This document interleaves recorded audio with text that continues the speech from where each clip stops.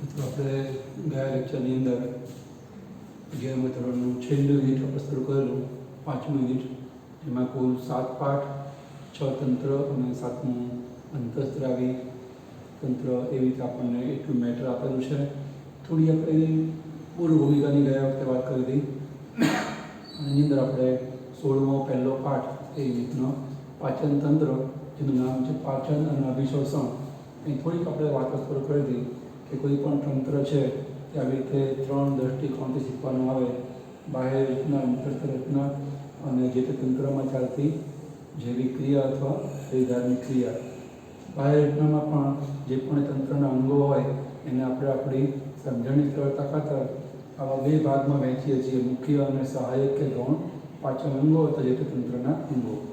એ પૈકી આપણે અહીંયા માનવ પાચન તંત્રની અંદર મુખ ગુહાથી લઈ અને મળ દ્વાર સુધીનો જે સળંગ સંપૂર્ણ પાચન માર્ગ છે એ મુખ્ય પાચન અંગો કહેવાય. અને એની સાથે જોડાયેલા જે કંઈ અંગો છે એને ઉપપાચક અંગો અથવા સહાયક પાચન અંગો તરીકે આપણે ઓળખીએ છીએ. જેમાં મુખ્ય 2 અંગો આવે: યકૃત અને સ્વાદુપિંડ, લીવર અને પેન્ક્રિયા. એ આપણે કઈ જોઈએ છીએ? આપણે માનવ પાચન તંત્રમાં શરૂઆતમાં મોઢાથી શરૂ કરેલી, મોઢાથી શરૂઆત કરેલી આપણે. એમાં આપણે જોયું કે માણસનું જે મુખ ફાટ છે એની પહોળાઈ બહુ હોતી નથી. એ દર્શાવે છે કે માણસ શાકાહાર માટે સર્જાયો છે. બેહોડથી સર્જાયેલી કે રક્ષાયેલી જે મુખ ફાટ છે એની અંદર જે પોલાણ જોવા મળે એને આપણે મુખ ગુહા એવું નામ આપેલું. મુખ ગુહા આપણા શરીરમાં વધારે છે એટલે જીભને હલનચલન માટે અવકાશ વધારે મળે છે. એટલે વાણી કે વાચા કે ભાષાનો વિકાસ એ માણસના પ્રાણીમાં આપણને થયેલો જોવા મળે છે. એની અંદર જે જીભ છે એની આપણે ગયા વખતે વાત કરી હતી. જીભના મુખ્ય 3 કામ આપણે સમજ્યા હતા. એક તો વાચા કે વાણી કે બોલી, ભાષા, એ જે છે જીભને કારણે છે. જીભ ના હોય તો વ્યક્તિ બોલી શકે નહીં. એ સિવાય જીભનું બીજું કામ છે સ્વાદ પરખ અંગ તરીકેનું. એની અંદર મુખ્ય 4 અંગોને પારખવાની, 4 સ્વાદને પારખવાની વિવિધ સ્વાદ કલિકાઓ જોવા મળે. જીભની ઉપલી સપાટીએ જે આપણને ટપકાઓ જોવા મળે, ઉપશિલાના ભાગો, એ સ્વાદ કલિકાઓ છે. એ સ્વાદ કલિકાઓમાં ટોચ ઉપર ગળ્યા સ્વાદને પારખનારી કલિકાઓ વધારે હોય, સાઈડમાં ખારો અને ખાટો સ્વાદ પારખનારી સ્વાદ કલિકાઓ વધારે હોય. જીભમાં પશ્ચ બાજુએ, અંદરની બાજુએ કડવો સ્વાદ પારખનારી સ્વાદ કલિકાઓ વધારે હોય. આપણે સમજ્યા હતા કે સ્વાદ કલિકાઓ તો બધાય સ્વાદને પારખને આખી જીભમાં અથડાયેલી, ફેલાયેલી હોય. ઇવન ગલોફામાં જીભના આસપાસ જે ગાલના અંદરના ભાગો છે એમાં અને છે ગળાની ઊંડાઈ સુધી સ્વાદ કલિકાઓ અંતરતા આપણને થોડીક આપણને જોવા મળે છે. પણ મુખ્ય એ જે તે સ્વાદને પારખનારી સ્વાદ કલિકાઓ આ જગ્યા હોય એટલે આપણે એ સ્વાદને પારખનારા કેન્દ્ર ત્યાં છે એવું આપણે બતાવીએ છીએ. તો જીભનું બીજું કામ વાણી કે ભાષા સિવાયનું સ્વાદ પરખ અંગ તરીકેનું. ત્રીજું, એ મોઢામાં મૂકેલો ખોરાકનો કોળિયો બનાવે છે. ખોરાકને ફેરવી ચાવવાની, કોળિયો બનાવવાની ક્રિયામાં ઉપયોગી છે. ખોરાકને આમથી આમ ફેરવે છે, લાળરસ વળે અને ખોરાકનો કોળિયો ગળી જવામાં એ સરળતા ઊભી કરે છે. આટલી વાત આપણે જીભને શીખ્યા હતા. અગ્ર છેડે મુક્ત અને પશ્ચ છેડે જોડાયેલી દ્વિત પ્રસાધન અથવા દ્વિતકાય નામના અસ્થિ જોડે જોડાયેલી એવી જીભ એ અગ્ર છેડે આપણને એક સાખી જોવા મળે છે. આટલી વાત કરી. હવે આપણે મુખના અંદર જે કે રચનાઓ છે માણસના મોઢામાં એની વાત કરીએ તો એ સિવાય પાચન તંત્રના સંદર્ભમાં જોઈએ તો માણસના મુખની અંદર આપણને લાળ ગ્રંથિ જોવા મળે છે, જેનું મુખ્ય કામ છે લાળ રસને ઉત્પન્ન કરવાનું. મોઢામાં સતત લાળ રસ છે ઉત્પન્ન થઈ રાખે છે. આપણે ખાતા હોઈએ કે ન ખાતા હોઈએ ખોરાક, પણ લાળ રસ છે એ લાળ રસ ઉત્પન્ન થઈ રાખે છે. આપણા શરીરમાં લાળ સંગ્રહાશય નથી. જે આપણે 7મા પાઠના વંદામાં જોયું હતું કે એમાં જરૂર ના હોય ત્યારે લાળ ગ્રંથિઓ, દ્રાક્ષના ઝુમકા જેવી એક જોડ 2 તરફ આવેલી લાળ ગ્રંથિઓ એ લાળ રસનો સ્ત્રાવ લાળ સંગ્રહાશયમાં કરે. એ લાળ સંગ્રહાશયમાં એ લાળ રસ સંગ્રહાય, જરૂર પડે એમાંથી એ મુખ ગુહામાં ઠાલવે. માણસની અંદર સતત લાળ ગ્રંથિ સતત મુખ ગુહામાં લાળ રસનો સ્ત્રાવ કરે છે. એટલે તમે જો આપણા મોઢા સતત લાળ રસનો સ્ત્રાવ થવાને કારણે વારંવાર એ લાળ રસને ગળતા જ જવું પડે. જ્યારે આપણે ઊંઘમાં હોઈએ ત્યારે એ ક્રિયા બંધ હોય છે.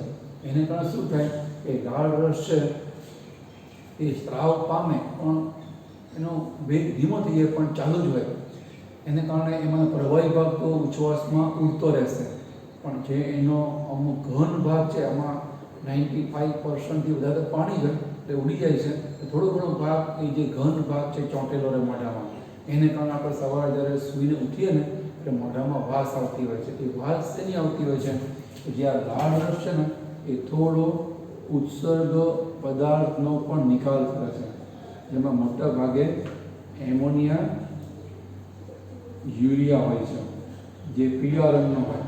એટલે આપણે જ્યારે સવારે ઉઠીને જીભને સાફ કરીએ ટંગ ક્લીનર દ્વારા, ઉંડિયા દ્વારા, પીળાશ પરથી ગંદકી નીકળે છે, તો એ યુરિયાની છે.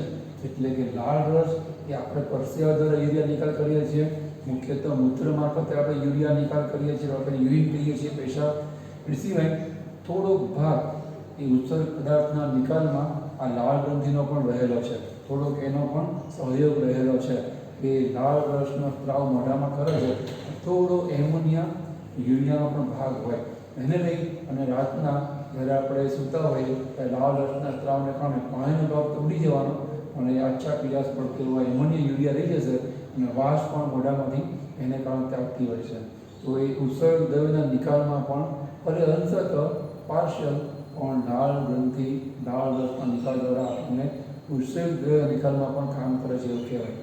એ સિવાય જ્યાં લાળ રસ છે એ ખોરાકમાં ભળે અને ખોરાકનું પાચનનું કામ પણ કરે છે, કારણ કે લાળ રસની અંદર એક ઉત્સેચક હોય છે, એનું નામ છે ટાઇલિન. પી સાયલેન્ટ રહે છે, પટાયલિન નહીં બોલાય, આપણે એને ટાઇલિન તરીકે ઓળખીએ છીએ. એને એમાઇલિન તરીકે પણ ઘણા ઉચ્ચાર કરતા હોય છે, કે ઓળખતા હોય છે. આપણે અહીંયા ટાઇલિન તરીકે નામ આપીએ. લાળ રસનો આ ટાઇલિન છે એ મોઢામાં જ્યારે ખોરાક મૂકીએ ત્યારે એમાં જે કાર્બોહાઈડ્રેટ હોય એ કાર્બોહાઈડ્રેટનું પાચન છે ટાઇલિન છે. ટાઇલિન કાર્બોહાઈડ્રેટનું પાચન કરશે, એટલે આપણને ખોરાકને ચાવવાથી મીઠો લાગે છે. એમાં જો ખીચડી કે રોટલી કે ભાખરી કે મકાઈનો રોટલો તમે ખાતા હોય તો સરસ મજાનું ચાવી ચાવીને ખાઓ ને તમને મજા આવે. એનું કારણ શું? કે મોઢામાં રહેલો લાળ રસ એ ખોરાકમાં ભળે અને એમાં રહેલા કાર્બોહાઈડ્રેટ્સને પોલિસેકેરાઇડને પચાવે અને એને ડાયસેકેરાઇડમાં ફેરવે. એ ડાયસેકેરાઇડ સ્વાદમાં ગળ્યા હોય એટલે જેવું આપણે ખાંડ ખાઈએ એવું ગળું ન લાગે આપણને, પણ આપણને ખોરાકને ચાવવાથી કોળિયામાં મીઠાશનો અનુભવ થાય. એ આ લાળ રસના પાચક ઉત્સેચકને કારણે આપણને થાય છે એવું કહેવાય. એ સિવાય લાળ રસની અંદર લાઇસોઝાઇમ નામનો ઉત્સેચક પણ હોય,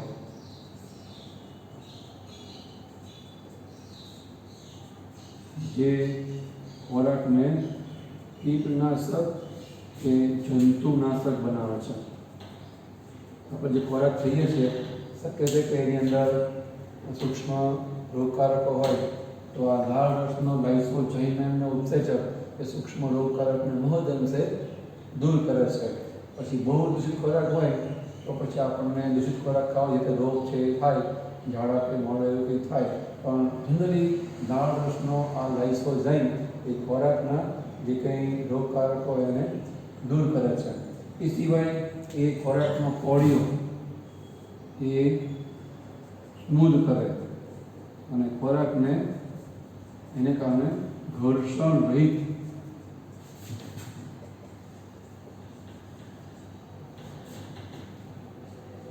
જે ગળી જવાની ક્રિયા છે ખોરાકને એ પણ લાળ રસને આભારી છે.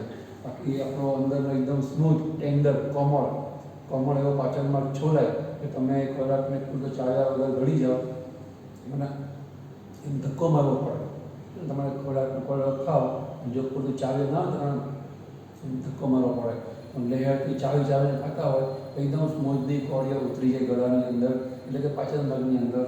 તો એ આ લાળ રસને કારણે ખોરાક એટલા માટે પૂરતો ધ્યાન દઈને ચાવવો જોઈએ જેના કારણે લાળ રસ પૂરતો ભળે અને ખોરાક સ્મૂથલી ઘર્ષણ રહિત પાચન માર્ગમાં અંદર ધકેલાઈ જાય, ઉતરી જાય. આ બધા લાળ રસના કામ છે. એ સિવાય જે ખોરાકની પીએચ છે એ પણ જાળવવાનું કામ લાળ રસ છે એ કરે. લાળ રસના ઘણા કામ છે, અથવા આપણે જે પાઠ્યપુસ્તક આપ્યા પણ નથી, જે મારા દિમાગમાં તમને આટલા યાદ કરાવ્યા. તેવી લાળ રસ છે આ વિશિષ્ટ પ્રકારના કામ કરનારો મહત્વનો. એ જે લાળ ગ્રંથિ ઉત્પન્ન કરે છે એવી લાળ ગ્રંથિ આપણા મુખમાં 3 જોડ હોય, 6 હોય. 3 જોડ મતલબ 6. તો એમાં એક લાળ ગ્રંથિ છે એને આપણે કહીએ છીએ ઉપકર્ણ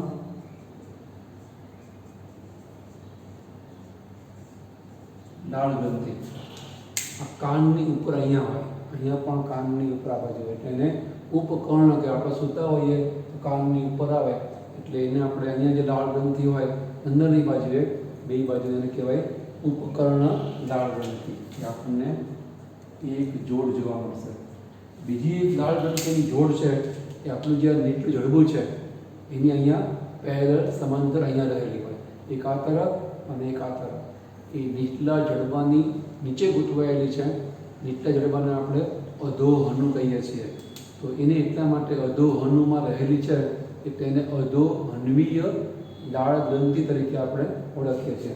એટલે બીજી જોડ છે એને આપણે કહીએ છીએ અધોહન્વીય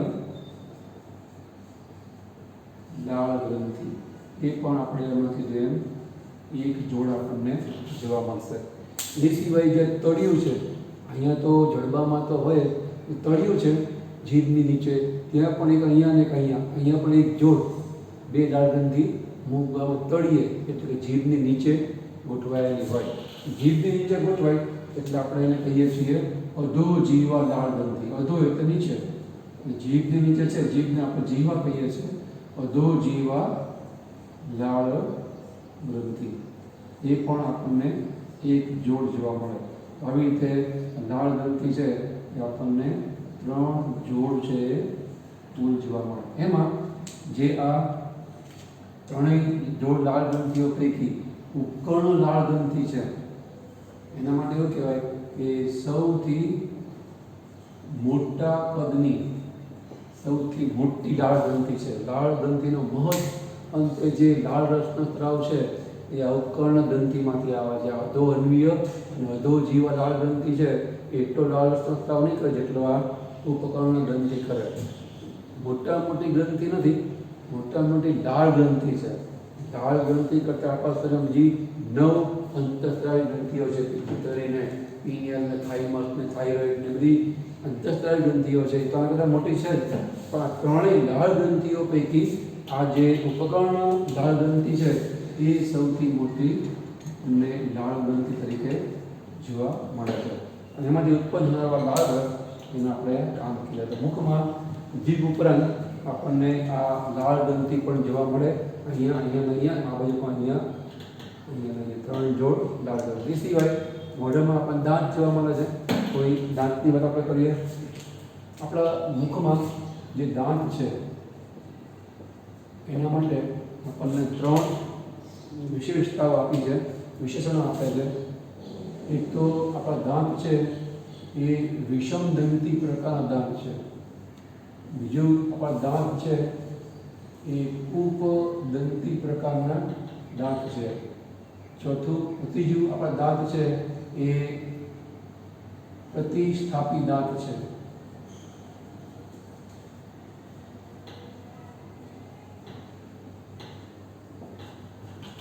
પહેલા પ્રશ્નમાં જે વિષમદંતી દાંત એટલે શું? એનો મતલબ એવો થાય કે આપણા બધા દાંત એક સરખા નથી. આપણા બધા દાંત અલગ અલગ પ્રકારના છે. જુદા જુદા દાંત એટલે કે વિષમદંતી દાંત. બધા દાંત એક સરખા હોત ને તો આપણે બધા હોમોડોન, હોમો એટલે સરખું, એક સરખા દાંતવાળા પ્રાણીઓ કહેવાય. આપણને ખબર છે ક્યાંક દાંત છે, અલગ અલગ પ્રકારના દાઢ છે, ક્યાંક દાંત છે, ક્યાંક અણીવાળા દાંત છે. તો આવી રીતે આપણા દાંત અલગ અલગ પ્રકારના છે એટલે આપણા દાંતની વ્યવસ્થા છે એને વિષમદંતી દાંત કહેવાય. એ વિષમદંતી દાંત છે એના આપણે નામ ચોક્કસ રાખેલા છે કે જે નામથી આપણે દાંતને ઓળખીએ છીએ. એ આગળના 4 દાંત છે, આ બાજુ બે આ બાજુ બે 4 દાંત છે જે સૌથી પહેલાં આવતા બાળકની અંદર. નીચેના ઉપર 4 દાંત. એ દાંત છે ને એને આપણે કહીએ છીએ છેદક દાંત,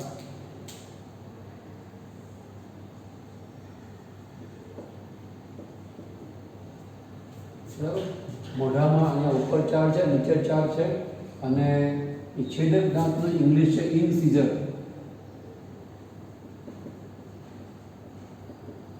એટલે આપણે આઈ વડે ઓળખીએ છીએ, આઈ. ઇન્સિઝરમાં છેદક દાંત, જે છેદે, ચીરે, ફાડે, કાપે એવી દાંત એને કહેવાય છેદક દાંત, ઇન્સિઝર. એનો આઈ આપણે મુખ્ય છે. એમાં ઉપલા જડબામાં કુલ 4 છે. આપણે જાણીએ છીએ કે આપણી રચના શરીરની એ સમદ્વિ પાર્શ્વ સમમિતિવાળી રચના છે.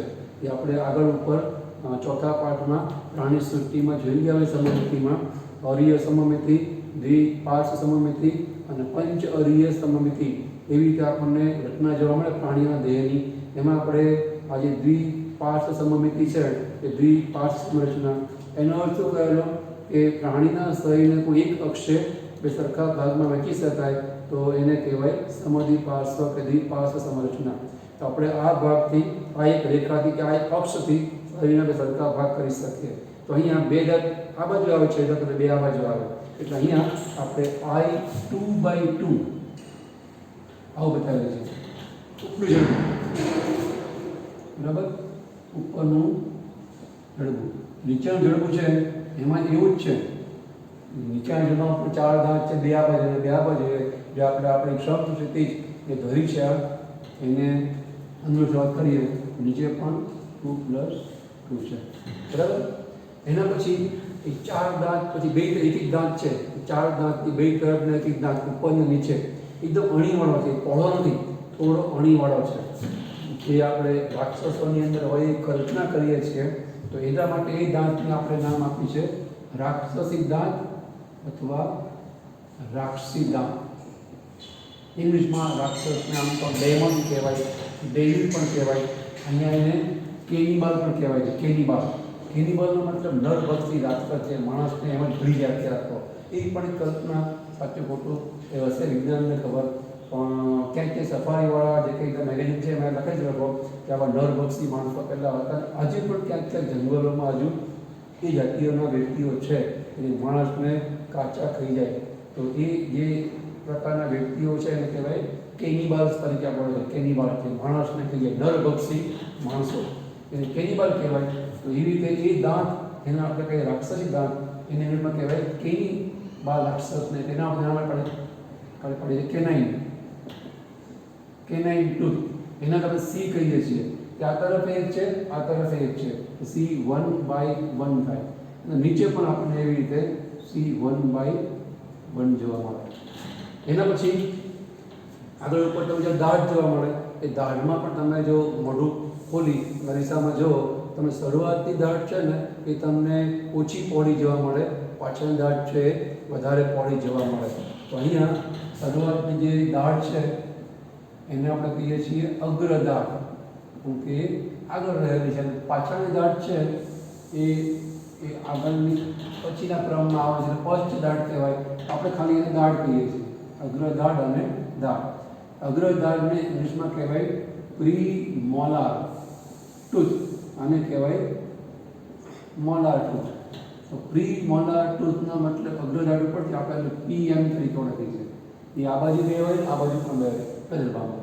એમ નીચે જડબામાં પણ 2 તરફ 2 ઉપર જડબા જેમાં હોય એને કહેવાય PM 2/2. એના પછી દાઢ આવશે એકદમ પહોળા 2 વાળી, એ 3 હોય. એ મોલાર ટૂથ એ 3 અને અહીંયા પણ નીચે જડબામાં પણ 3 જોવા મળે. તો આને આધારે આપણને માણસનું દંત સૂત્ર ખબર પડે, દાંતનું સૂત્ર, એને કહેવાય ડેન્ટલ ફોર્મ્યુલા. દંત સૂત્ર માનવીનું, એ પણ પુખ્ત માનવીનું.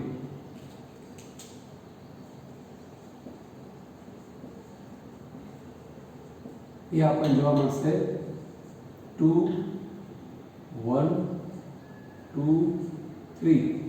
એવું તે અહીંયા 2, 1, 2, 3.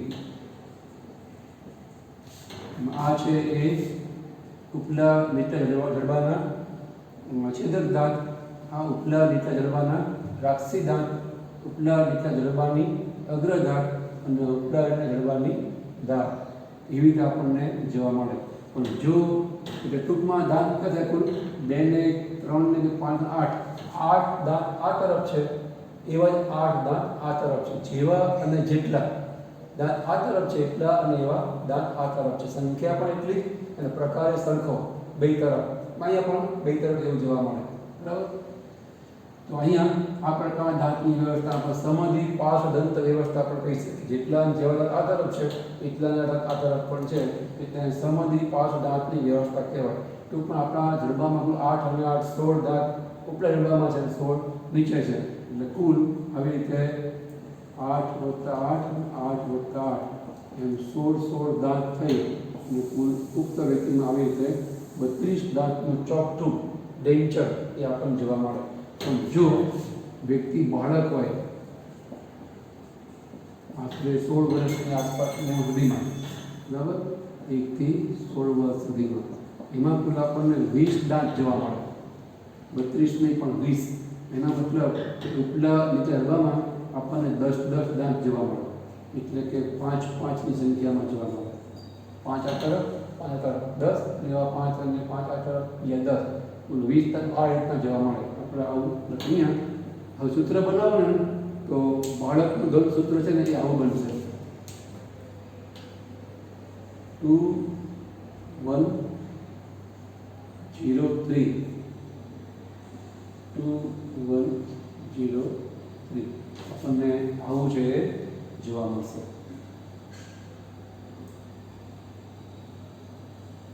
0 2 21 0 21 0 છેદક 2 રાખીએ અગ્રદાઢ 0 દાઢ છે આપણને 2 જોવા મળશે.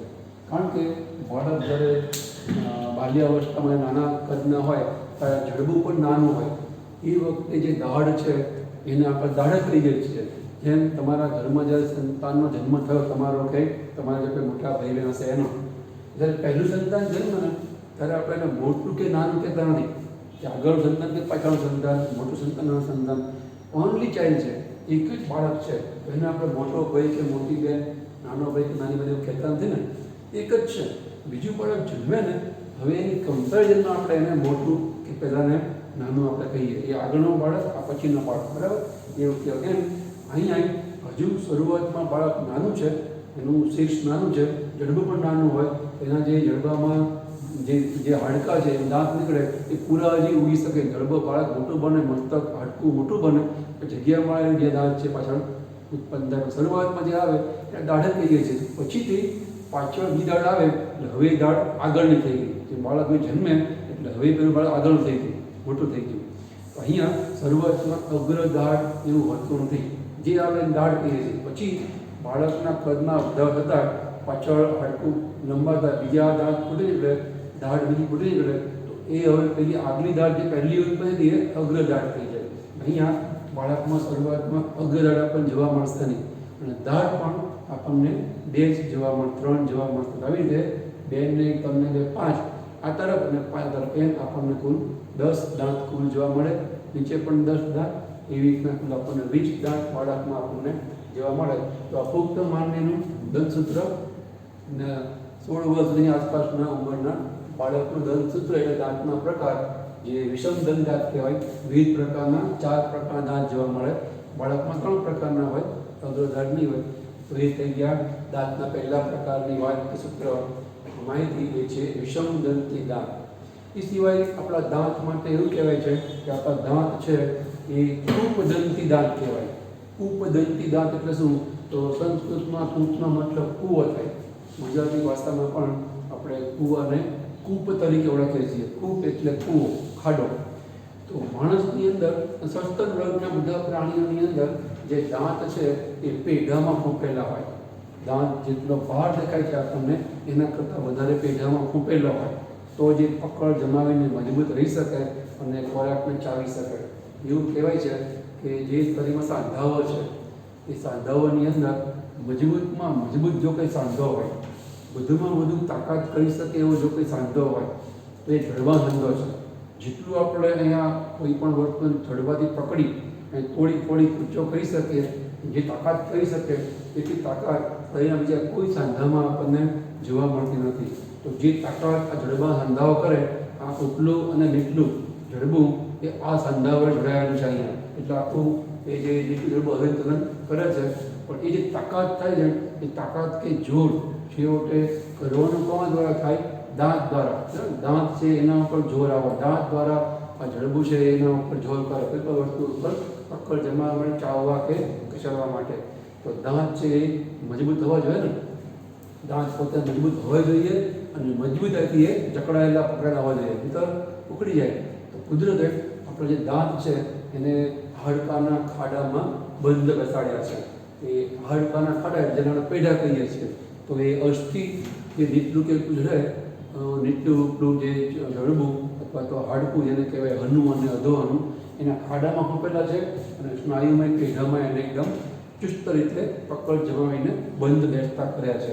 તો આપણા દાંત સસ્તન વર્ગના માણસ સહિત આપણા એટલે માનવી છે સસ્તન વર્ગના દાંત એ પેઢારૂપી ખાડામાં બંધ બેસેલા છે, એટલે એને આપણે કહીએ છીએ કૂપદંતી દાંત. બંધ જે દાંત છે બંધ ખાડામાં બંધ બેસતા આવે છે. તો પેઢાના ખાડામાં બંધ બેસતા આવતા દાંત, એટલા માટે એને કહેવાય કૂપદંતી દાંત. ત્રીજો શબ્દ આપણે દાંત માટે આપે છે એ છે પ્રતિસ્થાપી દંત વ્યવસ્થાવાળા માનવીના દાંત હોય છે. પ્રતિસ્થાપી દંત વ્યવસ્થા એટલે શું? તો શરૂઆતમાં જે વ્યક્તિમાં દાંત આવે, બાળક જન્મે જે દાંત આવે એને આપણે કહીએ છીએ દુધિયા દાંત. બાળક ફીડિંગ કરતો હોય અને મધરને સ્તનપાનથી પોતાનું પેટ ભરતો હોય એટલે આપણે દુધિયા દાંત તરીકે ઓળખીએ છીએ. શરૂઆતમાં જે દાંત આવે અને આપણને ખબર છે કે અમુક ટાઈમ પછી દાંત છે ખરી પડે છે, પડી જાય છે, એની જગ્યાએ નવા દાંત આવે છે. તો આમ મૂળભૂત દાંતની જગ્યાએ એ ખરી પડે અને નવા દાંત આવે એટલે એ દાંતને કહેવાય પ્રતિસ્થાપી દાંત. પહેલા દાંતને ખસેડીએ ત્યાં સ્થાપન પામ્યા એટલે આપણે કહીએ છીએ પ્રતિસ્થાપી દાંત. એ દાંત જે આવશે ને એ પણ જિંદગી આખી રહે, એ પડે પછી બીજી વાર નવા આવતા નથી. એટલે એ દાંતને આપણે કહીએ છીએ દુધિયા દાંતમાં ખરી જઈ પડી જવાથી ત્યાં જે નવા દાંત આવે એને આપણે કહીએ છીએ પરમેનન્ટ ટીથ, એટલે કે એને આપણે કહીએ છીએ કાયમી દાંત. તો આવી રીતે વ્યક્તિ કે જ્યારે શરૂઆતમાં વિકાસની અવસ્થામાં હોય ત્યારે દાંત આવે એ દુધિયા દાંત છે, અમુક ટાઈમ પછી પડી જશે. આપણે હમણાં જ એ જે દાંત છે ને બધું 20 જેટલા હોય, 20 જેટલા દાંત. આ ઉંમર સુધી દાંત પડે તો નવા આવી શકે. એના પછી દાંત રહી ગયા ને 16, 17, 18 વર્ષ પછી એ દાંત પછી આજીવન રહેવાનું. એ પડે પછી નવા નહીં આવે, તમારે કૃત્રિમ દાંત, ખોટો દાંત નખાવો પડે.